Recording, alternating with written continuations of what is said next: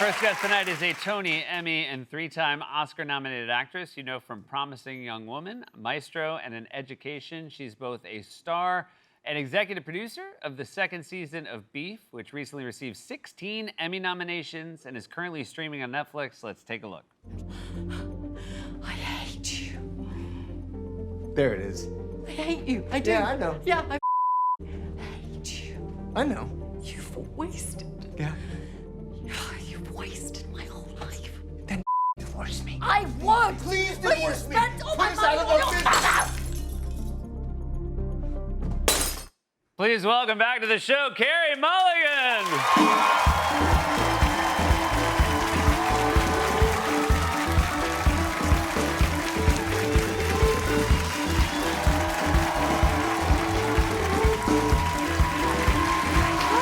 Hi. It's very good because I know you're happily married in real life. Oh my goodness. Yeah. That's very intense. What's funny about that is that we're doing like a very serious scene that's very serious, and we have the wine glass throwing thing, and that was a part of there had to be wine thrown. And Oscar did it really well, but every time I did it, I ended up with a wet back.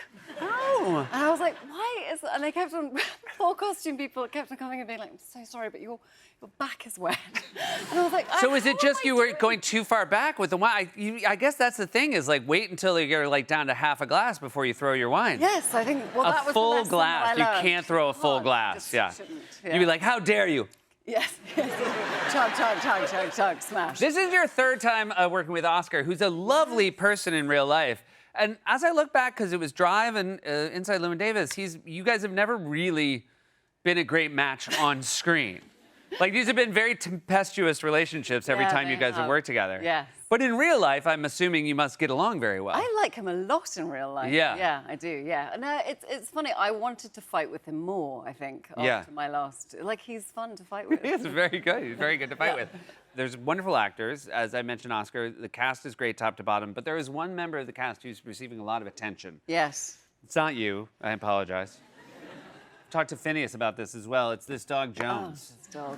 Yeah, I mean, this dog is, exceptionally good at red carpet. And Yeah. did you know when you started working with Jones how good this dog was? I have a bit of an issue with this because... Because yes, the dog is like Jones is. He's amazing. Yeah. He's amazing. But I'd never worked. Sunny Lee Sun-jin, who is our incredible writer and showrunner and director, I'd never worked with before, and I like him a lot.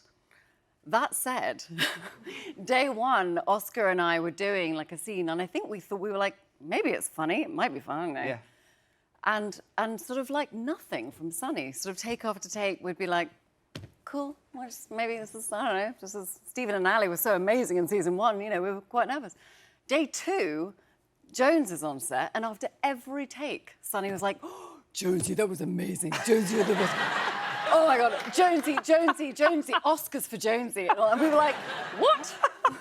That's so funny, because I bet after the first day, you're like, you know what, maybe he just doesn't praise people. And then the next day, I he's was like, just and that's fine. giving it up for the All dog. for Jones. Oh, Yeah. man. He deserves it, that he's wonderful. Well, you know what? I feel like, you and Oscar have worked together 3 times. I'm guessing from this vibe, this is your last time you're going to work with Jones. Yeah, yeah, yeah. I'm glad That's you know fine. that as well. He's got his own career path. There's a scene in the show, and I don't want to spoil anything, where you, in defense of Jones's character, you attack and have a fight with a coyote. Yes. It's a very intense scene. Yeah. And I also heard this was the reason, this was what drew you to the part when you realized you could fight a coyote. Now, I will say, when I look back at your work, I guess you've never played anyone who fights a coyote. And that was it. Like, that was Did you kind of know it. that was what was missing on your sort of acting resume? You were like, oh, you know what? I've never gotten to fight one. Kind of, yeah, yeah. I think it was that. It was like, I remember I had the Zoom with Sunny, and he's great, and he explained the first episode, and he had like an idea of the whole thing, and he was like, but I know what happens in episode 5. In episode 5, you lose the dog, and you spend the whole episode looking for the dog, and at the end of the dog is being attacked, and you wrestle this coyote with your bare hands. And I was like, yes, I'm in. I'd like to do the show. I don't know why. And I want nothing against coyotes. And the main thing that I discovered when I came onto the show was like, I don't know coyotes. Yeah. As in, like, I'm English. Oh, right, yeah. It's not a. Yeah, in the you way were that like, everyone- where did this hatred from Yes, coyotes come everyone from? has very strong feelings about coyotes, and I was like, aren't they dogs? I don't understand. They're not dogs. I know they're not dogs. But you know what I mean? I was like, I what? like that the British people are like, I think they're dogs.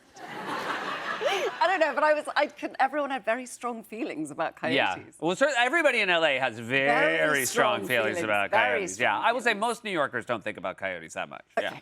Yeah. Of But our in LA, many it's a of our big- many things we're up against, coyotes is happily not one of them. Yeah.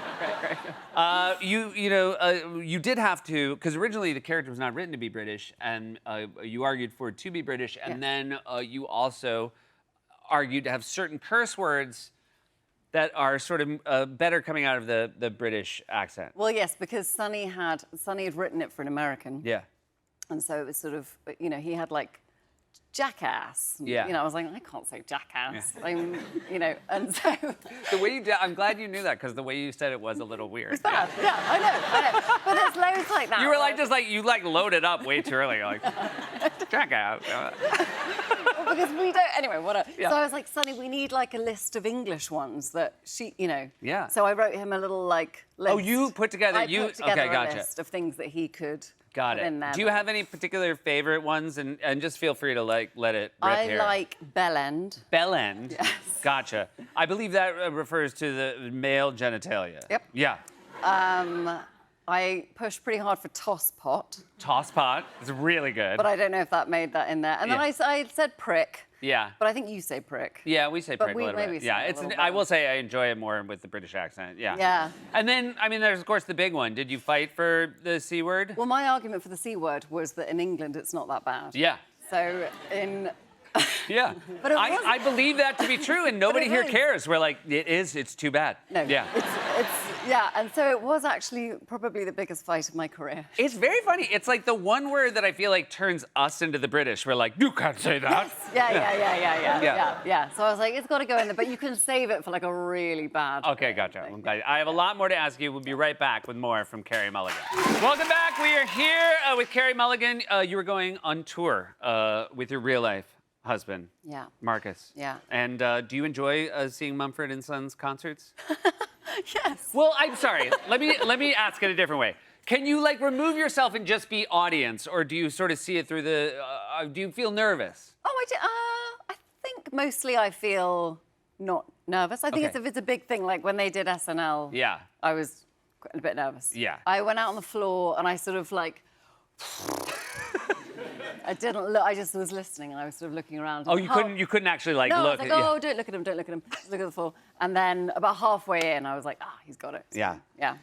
When you go on tour, like what is touring life like when you're on the road with a band? I like it's very sort of you get kind of taken around, pushed around.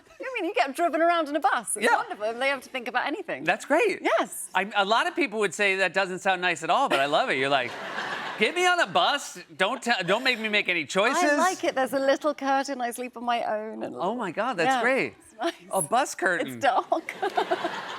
Everything you say, keep making it better. You get a tiny curtain. It's dark. You're on a bus. It sort of moves like that, and it's loud. The air conditioning. It's all great. It's all yeah. great. I love it.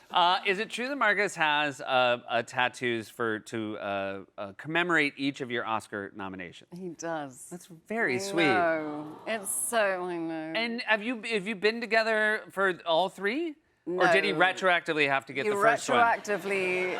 Because the last two are fairly recent, but the first one. The first one we were not together. He got Okay. that one retroactively. Gotcha. Yeah, but it was sort of he has a lot of tattoos, so it sounds less weird than. It Right. sounds weirder than it is. But he got them. It was a bet thing. I remember the order of it, but basically he was like, if you don't get nominated for an Oscar, you have to get a tattoo of an Oscar to commemorate your failure. But like as a joke. Yeah.